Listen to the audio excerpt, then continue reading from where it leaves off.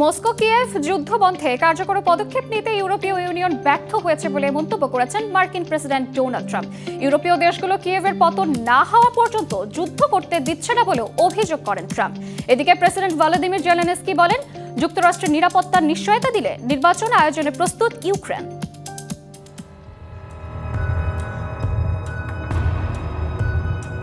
ক্রমেই জটিল হয়ে উঠছে ইউক্রেন রাশিয়া পরিস্থিতি। পশ্চিমাদের উদ্যোগে বেশ কয়েকবার দুদেশের মধ্যে শান্তি আলোচনা ব্যর্থ হয়েছে।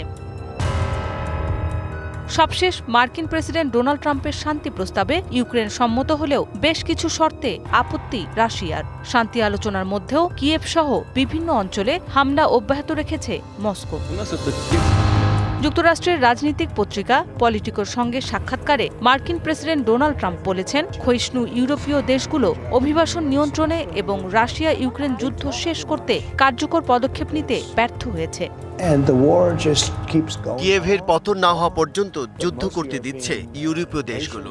নতুন এবং ফিরে আসা গ্রাহকদের জন্য নগদে চলছে ক্যাশব্যাক সহ প্রতিদিন হাজারো উপহার জেতার সুযোগ। হবে আশা আর ফেরা, সারপ্রাইজ সেরা। ইউরোপীয় নেতারা দুর্বল। ট্রাম্পের বক্তব্যের প্রতিক্রিয়ায় ব্রিটিশ পররাষ্ট্রমন্ত্রী ইয়েভেট কুপার বলেন, ইউরোপে তিনি দুর্বলতা নয় বরং শক্তি দেখতে পান। এদিকে যুক্তরাষ্ট্র নিরাপত্তার নিশ্চয়তা দিলে নির্বাচন আয়োজনে ইউক্রেন প্রস্তুত বলে জানিয়েছেন প্রেসিডেন্ট ভলোদিমির জেলেনস্কি। প্রয়োজনে ইউরোপীয় দেশগুলোর সঙ্গে যুক্তরাষ্ট্রকে আলোচনার পরামর্শ দেন ইউক্রেনের প্রেসিডেন্ট। রাশিয়ার দাবি, ইউক্রেনের 1/5 এলাকা তাদের দখলে রয়েছে। এছাড়া ইউক্রেনের আরও কয়েকটি এলাকা দখলের দাবি করেছে রাশিয়া, তবে তা অস্বীকার করেছে কিয়েভ। মৌসুমী শান্তা, ডিবিসি নিউজ ডেস্ক।